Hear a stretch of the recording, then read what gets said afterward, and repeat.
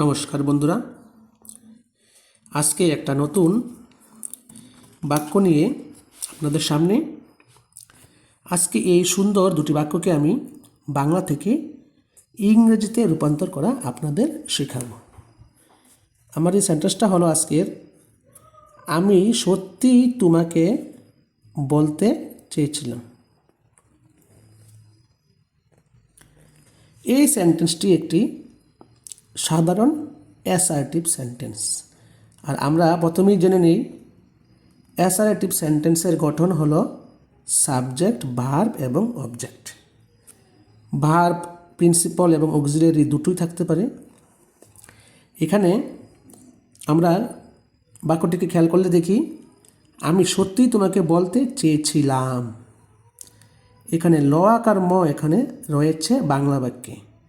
তো সবাইকে জানিয়ে রাখছি, ল আকার ম বা শুধু ল যদি কোনো সেন্টেন্সের বা বাক্যের শেষে বা ভার্বের শেষে থাকে, সেই সেন্টেন্সটিকে আমরা পাস্ট ইনডিফিনিট হিসাবে ধরতে পারি। Past indefinite.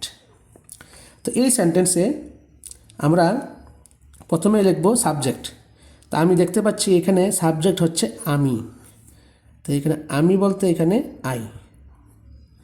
এখানে একটি অ্যাডভার্ব রয়েছে সত্যি।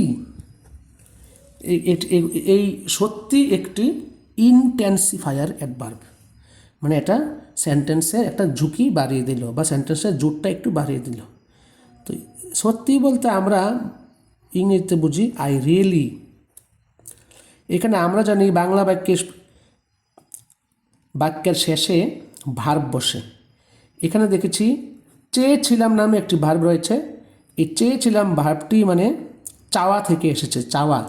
চাওয়ার পাস্ট ফর্ম চেয়েছিলাম। আর চাওয়া মানে ওয়ান্ট।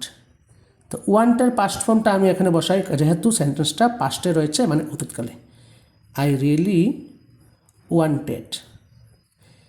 এখানে আমরা মেইন ভার্ব বসিয়ে ফেলেছি ওয়ান্টেড, এবং এই ভার্ব দিয়ে আমরা টেন্সটাও বুঝে গেছি, পাস্ট ইনডিফিনিট টেন্স। দেখা যাচ্ছে আরেকটা ভার্ব এখানে রয়েছে বলতে, এবং শেষে ত একার রয়েছে। সবাইকে জানিয়ে রাখছি, যদি কোনো বাংলা বাক্যে শেষের দিকে ত একার থাকে, সাধারণত নন ফাইনিট অথবা ইনফিনিটিভের সময় আমরা ত একার বসাই বাংলা বাক্যে, যেমন খেলতে, যেতে, বলতে, গান গাইতে। আর এগুলির সময় আমাদের ইনফিনিটিভের সামনে যোগ করতে হয় টু এবং তারপরে ভার্বের প্রেজেন্ট ফর্ম। তো বলা ইংরেজি আমরা জানি টেল, তাহলে এটা হয়ে গেছে to tell. I really wanted to tell. তোমাকে এখানে অবজেক্ট হিসেবে আমরা ধরেছি এখান থেকে তোমাকে ইংরেজি হলো ইউ।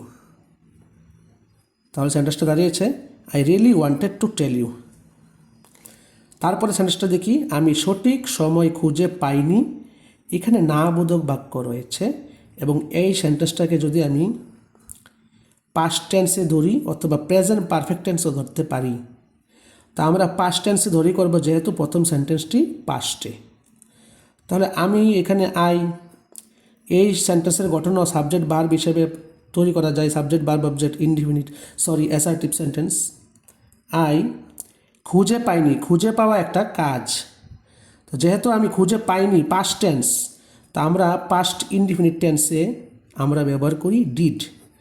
যেহেতু নেগেটিভ এবং নাবোধক এবং প্রশ্নবোধক বাক্য অক্সিলারি ছাড়া হয় না, তাই আমরা ইনডিফিনিট টেন্সে ডিডকে অক্সিলারি হিসেবে বসাই। নি মানে নট, না, আই ডিড নট। খুঁজে পাওয়া ইংরেজি হলো ফাইন্ড হলো খুঁজে পাওয়া, আই ডিড নট ফাইন্ড। সঠিক সময়টাকে আমরা ইংরেজিতে বলি রাইট টাইম। তাহলে এই সেন্টেন্সটার ইংরেজি হলো I did not find right time, আমি সঠিক সময় খুঁজে পাইনি। আর এটা হলো আমি সত্যি বলতে চেয়েছিলাম, I really wanted to tell you. আশা করি সবাই বুঝতে পেরেছেন।